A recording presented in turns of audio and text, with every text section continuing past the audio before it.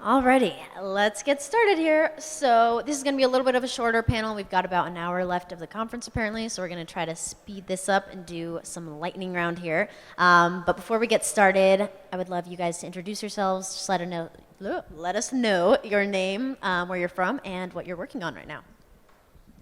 Hello, everyone. You just stole my line. I was going to do that. I'm so sorry, Audrey. I'm Ben. Quick note to the moderator. I want what you are having, because that is a hell of a drug, whatever you're taking. Uh-huh. Call you. Uh-huh. Hello, everybody. My name is Ben. I am the president and co-founder of Octane AI, a venture-backed bot company. We help especially e-commerce stores communicate with their customers over messaging using on everything from customer care to retargeting to user acquisition. And so simple way to think about us is MailChimp for messaging, specifically around e-commerce. We especially integrate with Shopify, and we are currently, as of this week, the #1 trending app in the Shopify App Store. So if you go to apps.shopify.com, you will see we are the fastest growing app in Shopify right now. Yeah, that's right. Hello, everybody. No, that was Ben's line. I am Audrey Wu. I'm co-founder and CEO of CONVRG. CONVRG is a voice and messaging platform, and we work with enterprise brands such as the Grammys, Sephora, Proactive, and we have a couple exciting things that I was just talking to him about that are going to be released on Google Home. So we're more of a voice-first company. We did start off doing chatbots, but we've since pivoted. Oh, you got your own mic. Hi, this is Anshul Gupta. I'm a product manager in Google Assistant. I focus on Assistant monetization, which is how developers can sell goods on Assistant, both physical and digital. Fantastic. So jumping right into user acquisition, other than, of course, paid advertisements, what are some other unique ways that you guys are acquiring users and just acquisition strategies in general that you guys have used for your bots on voice and chat? So Octane AI, we're a Facebook Messenger primarily. We think about it a lot in the ways that you would get people to opt in over email. And Facebook has provided a lot of the great tools like the checkbox and pop-ups and like send a messenger for doing that. And so in Octane, you can do all the same kinds of flows that you would do to collect an email address. And so as an example, that pop-up where they on a site like a L'Oreal or a CoverFX, both of customers, they'll have like the pop-up asking for an email address. You can add, using Octane, that send a messenger checkbox in order to collect email and messenger contact info at the same time. We also have other features like the ability to create special types of Facebook posts that automatically message people when they comment.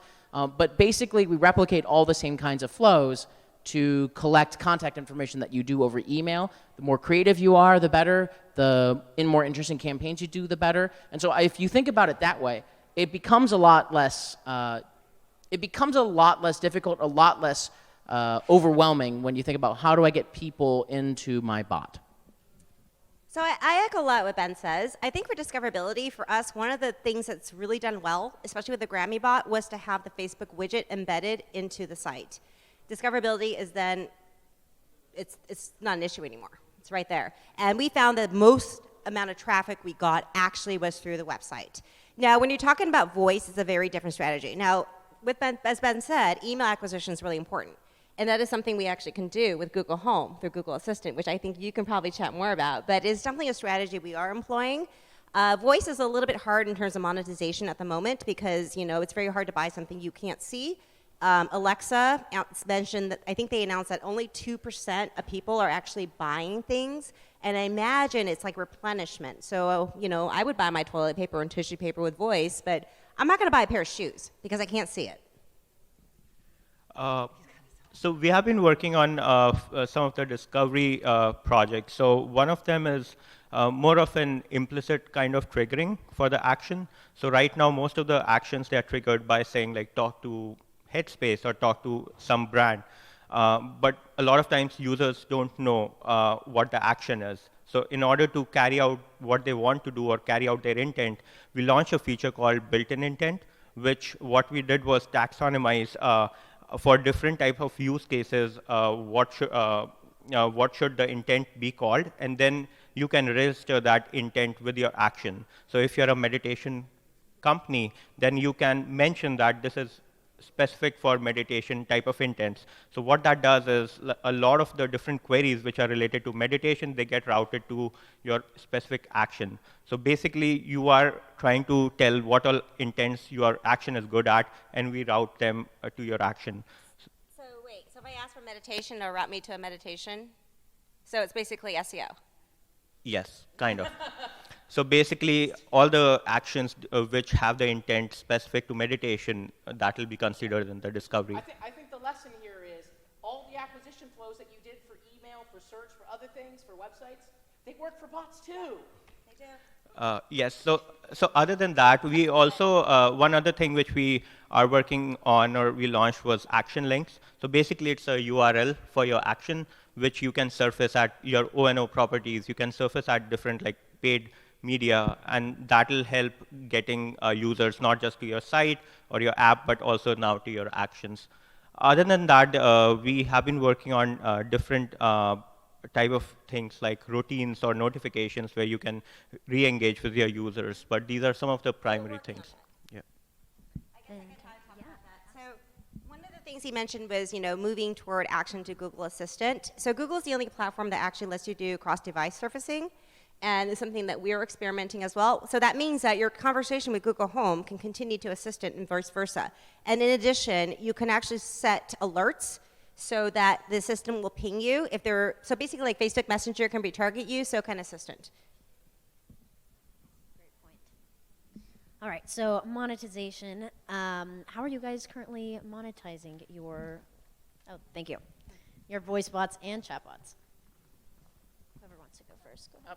So that does work. So at Octane, we really focus on the ROI of bots. And so I think unlike a lot of other companies and platforms, like our bots on average are making between 7 and 25% more revenue for our customers.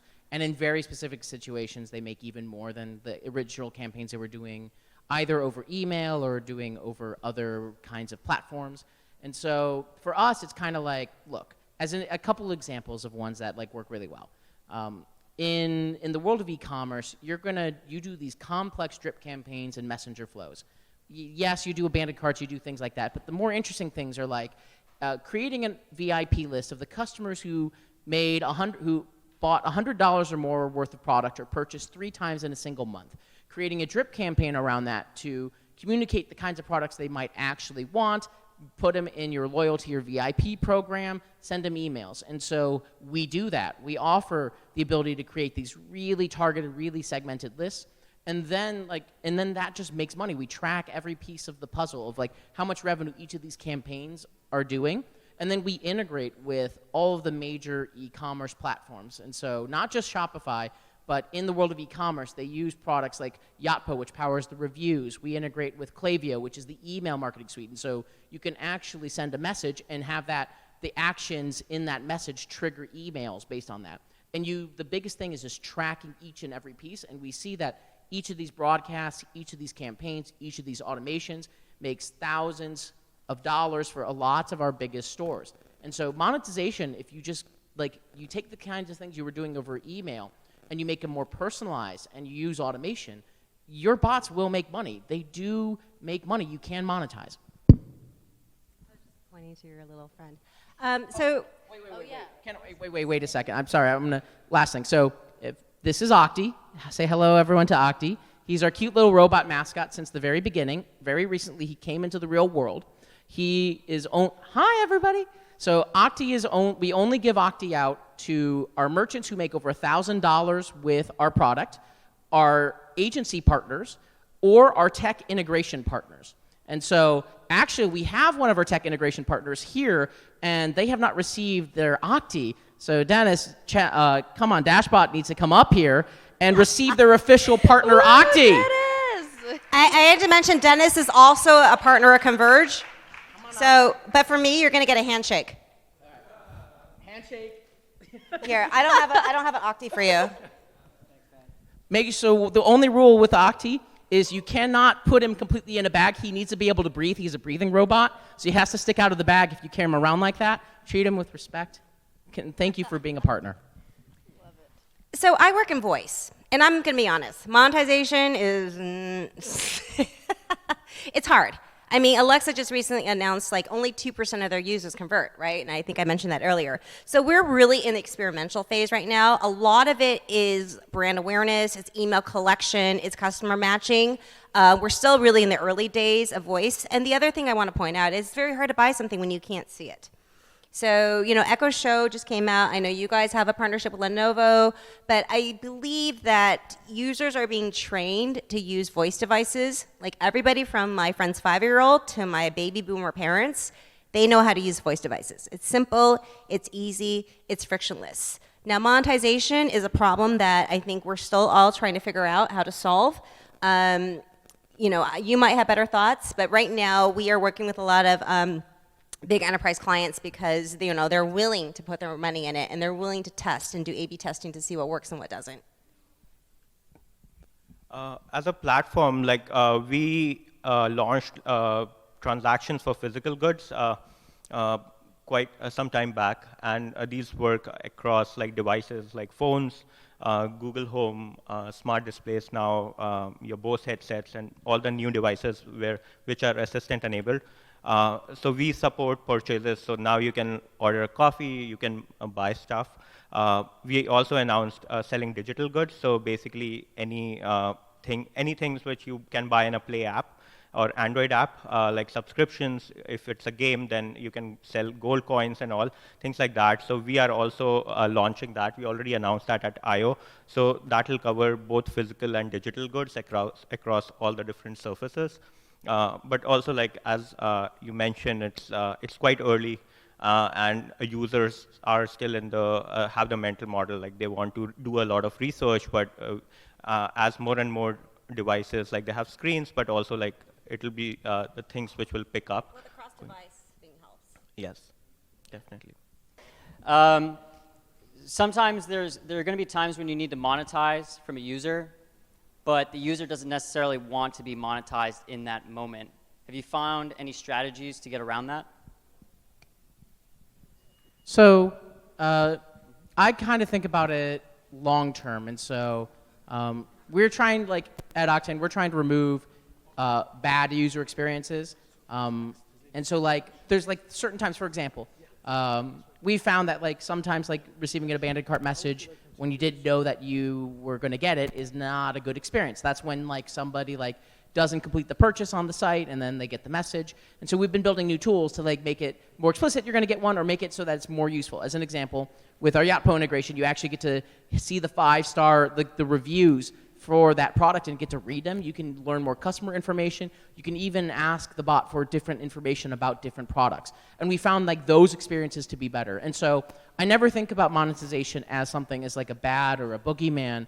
It's about user experience and improving the user experience and doing it like iteratively and constantly. And so I think if you provide value to the end consumer, you're going to have not just the ability to monetize, but monetize better. So with our Sephora bot, we came up with a very different kind of strategy. Sephora has classes, you know, in all their stores. And so one of the things we did through the flow was try to understand where the user was. And then what we would do is figure out what they were interested in. So if you're interested in skincare or whatever it was, when the time came, we would send a push notification that there's an event happening in your local Sephora store. And oh, by the way, here's a coupon.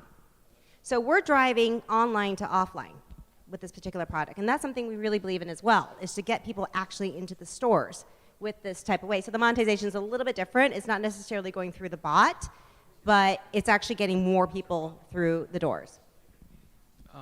As both of you mentioned, I think optimizing for the user experience is the key here. Like, don't overwhelm them without them having experienced anything on your action or on the bot. So if it's a subscription base, like let them have a free pack. If they like it, then present that opportunity. So you'll have to find and optimize on what the right places are. And as you get more data with your actions and chatbots, you'll be able to better place those upsell opportunities in the you.